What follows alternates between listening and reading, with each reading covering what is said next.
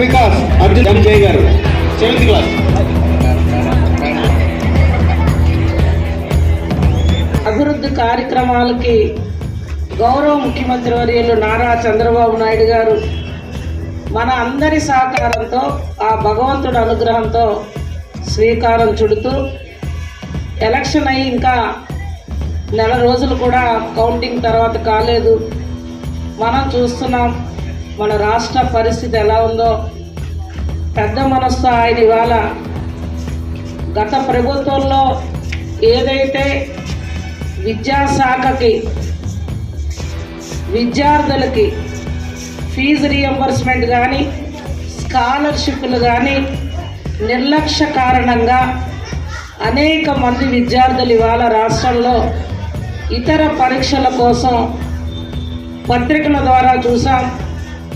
మన విద్యాశాఖ మంత్రివర్యులు యువకులు నారా లోకేష్ బాబు గారు పెద్ద మనసుతో గత విద్యార్థులకు అన్యాయం జరగకుండా వాళ్ళకి ఏవేవైతే ప్రభుత్వ పరిధిలో ఉన్న ఈ స్కాలర్షిప్స్ ఇవన్నీ కూడా పెండింగ్ ఉండి సర్టిఫికెట్లు రాలేదనే మాట వస్తుందో దాన్ని నా బాధ్యతగా వెంటనే సర్టిఫికెట్స్ అన్నీ రిలీజ్ చేసి విద్యార్థుల భవిష్యత్తును కాపాడండి అని ఒక మెసేజ్ ఇచ్చారు. అతని పెద్ద మనసుకు కూడా మనం అందరం చప్పట్ల ద్వారా లోకేష్ బాబు గారిని అభినందిస్తూ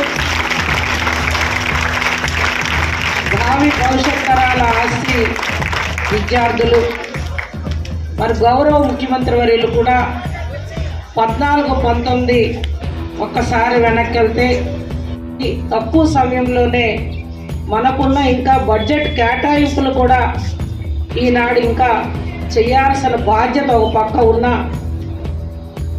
వెంటనే చిన్నారుల యొక్క అవసరాలకు సంబంధించి పుస్తకాలు, బ్యాగులు, టైలు, ఇంకా రావాల్సిన షూ త్వరలోనే అందజేస్తాం.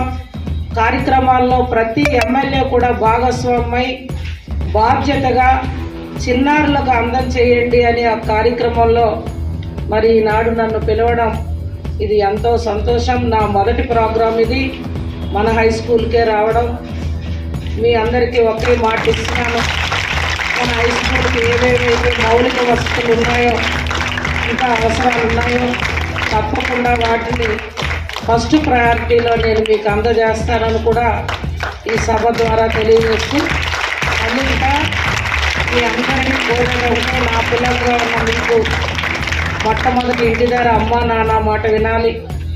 తర్వాత స్కూల్లో మన భగవంతుడి తర్వాత భగవత్ స్వరూపులు మనకు ఒక మంచి బంగారు భవిష్యత్ దారికి పునాది వేసే ఉపాధ్యాయుల్ని గౌరవించుకుంటూ గౌరవిస్తారా లేదా? చక్కని విద్యలో ఈ పోటీ ప్రపంచంలో మీ అందరూ ముందుకు నడవాలని. మరి వాళ్ళు చూశాను ప్రైవేట్ స్కూల్స్లో అయితే అటువంటి పీటీ సార్లు ఉండరు.